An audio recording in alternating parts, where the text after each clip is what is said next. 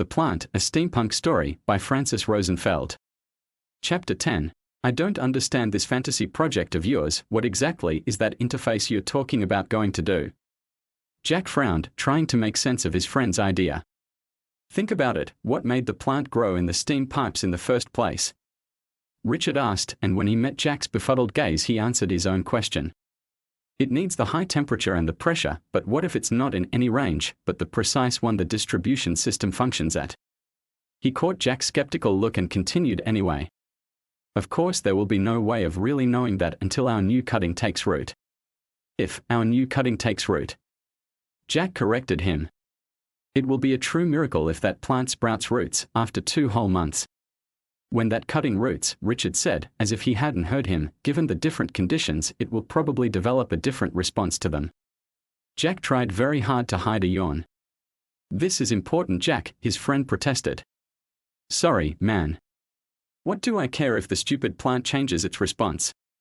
It's a plant. Which has evolved enough to turn all the machines back on, because it liked them that way, Richard pointed out. So what? Jack retorted. I was thinking of synchronizing the plant and the machine, you know. He looked at Jack, whose expression said he didn't. Finding a way to know how much energy the plant feeds back into the system and what conditions it likes best. I don't understand a thing you're saying, dude. Whatever. What do you want me to do? Jack interrupted him. I need you to find a reason to get me out of the house every day for 3 hours, Richard replied. I'm not a miracle worker, Richard. Jack protested. Don't be modest, Jack. If anybody can cook up a story that would stand on its end, it's you. Richard encouraged him. Jack shook his head, flattered but still uncertain. I'll think of something, he eventually agreed. I'm not promising anything, mind you, he pointed out to Richard. Don't get your hopes up, he warned. The story of how Richard built a synthetic biology interface between the plant and the machine paled in comparison to the tale his friend concocted to supplant it. The tale involved a never-before-heard-of second cousin of his, from out of town, the latter's lifelong dream to participate in a science competition for school-age children that didn't exist, the challenge of a theoretical engine that ran on biofuel, ample library time for writing down the research papers, and the justification for building a gizmo whose function nobody could possibly understand. Richard was thrilled and had to admit that his friend had gone above and beyond in his ability to reshape people's perceptions in order to accommodate their current needs. Not only did Jack give him the 3 hours he requested, but he also produced an explanation for the device, which was kind of too large to hide, a pre-approved list of parts Richard couldn't do without, and a reasonable justification for parts he might need in the future that he might have left out. The construction of the device advanced slowly, and the more it progressed, the less the gizmo made sense to anybody who saw it. It looked like a miniature robot and behaved like a plant, moving hot sap through its transparent tubes. It had a cathodic tube at one end and what could only be described as roots at the other. Richard's parents and siblings saw the weird device, and even though it was a lot more peculiar than the boys' usual fare, they didn't think twice about it. Stacy even joked that it looked like a plant that blooms television sets. How are we going to transport this to the factory? Jack exclaimed the first time he saw the semi-finished device. Richard gestured impatiently to convey that was the least of his concerns. This is just a prototype, the final object is going to be a lot smaller, he commented. Thank goodness for that. It would be kind of difficult to explain bringing beautiful here to the factory floor, Jack said, relieved. Meanwhile, somewhere in the arid outskirts of the city, from a hot, somewhat smelly swamp, a little sprout emerged, a little hesitant at first, but then, feeling established, it unfurled its leaves and tendrils and asserted exclusive rights over its sweltering home and weaved itself through the rusty pipes and scraps of metal that Richard and Jack had brought to feed it. It looked so different from the plant at the factory, due to the differences in water solutes, temperature and pressure, that the team who had volunteered their efforts to nip in the bud any expansion of the plant beyond the factory floor, didn't recognize it at first, especially since many of them, who weren't working there, haven't actually seen the original. It took the complaint of a weekend sightseer, who claimed a hot plant pinched her when she touched it, to make them give the eager sprout a second look. When the identity of the plant was confirmed, a new wave of concerns and suppositions overtook the city. Some feared the plant had emerged spontaneously in the remote hot spring and would expand until it filled their entire universe with hot leaves. Others pointed out that it couldn't survive outside of its compatible environment, which was quite limited in size. Most agreed that somebody must have planted it, and offered their suspicions about who that might be. Evidently, Richard and Jack's names never entered their minds, first of all because everybody knew, by the grace of Carol's maternal boasting, that the boys have been spending all of their time working to help Jack's cousin with his science fair project, and besides, how would they have access to the plant when they had never stepped foot on the factory floor? The fact that the plant had sprouted in the middle of winter was even more worrisome, and people had to wonder what was going to happen when hot weather came along and sped up its growth even more.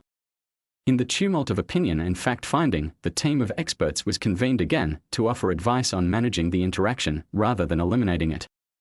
Some of the town folk refused to show up to the town hall meetings this time, objecting that giving up their time too, on top of a revolting fee for no results at all, was simply insulting their intelligence.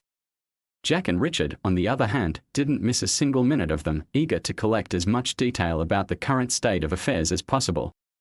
"We are expecting the plant to bloom soon, probably in the next couple of weeks," one of the experts was explaining as the two boys sneaked into their now regular seats up in the balcony. "And why does that matter to us at all?" somebody protested. "Usually, when plants prepare for the production offspring, they intensify their metabolic processes," the expert continued. "Which means it is going to generate even more energy," the person in the audience said. "Most likely," the expert agreed. "In fact, we anticipate a significant increase in output, probably in the neighborhood of 40%. "Great. We'll have the stupid plant run our lives, even more than it already does," somebody commented bitterly, stirring a little cloud of discontent above the audience. "We thought this would be good news," the expert commented, surprised. "Did anybody give any thought to the fact that when those beautiful and most likely poisonous blossoms fade, they are going to rain hot metal on top of our heads?" a lady from the back said. She had had some experience with growing the plant's normal relative, the Carolina jessamine, and knew what to expect. "They are a lot of blossoms too," she added. "We should probably stretch some nets overhead to catch the petals as they fall," the expert replied. "Now that I think of it, this would be a great opportunity to claim the metal inside them with the least amount of effort. What I think is that we should install a couple of trapezes too, to go with that," a sarcastic voice from the back replied. "You know, for the full circus experience." "There is no need for snarky remarks," the expert countered. "This may provide the factory with a great opportunity to expand its scope." "We're a power plant, not a foundry," a person protested. "Wait a minute. Why not expand?" "This would be great," somebody else contradicted him. "That's seasonal work, it's not worth the investment in the equipment," the first person retorted. "What if we could entice the plant to produce year-round?" a second expert suggested. "You can't entice the plant to get the heck out of there," a gruff voice replied. "How are you going to entice it into continuous bloom?" "Actually, it's still a plant. There are all sorts of ways to trick it into bloom: special nutrients, artificial seasonal changes, grafting. There are ways." The second expert started offering solutions, happy to present his current research. "You want to superfeed this monster?" the lady in the back replied, terrified. "Is it not taking over the universe enough as it is? And what are you going to do when the blooming stops? You're going to exhaust it pretty fast if you're forcing it into bloom like that."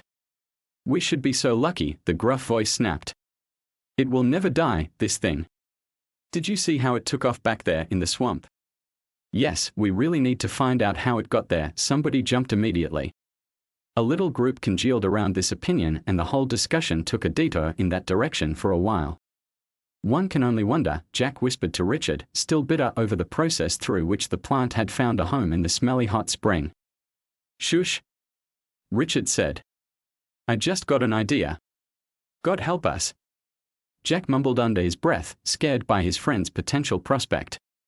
The latter ignored him, so Jack turned his attention back to the meeting.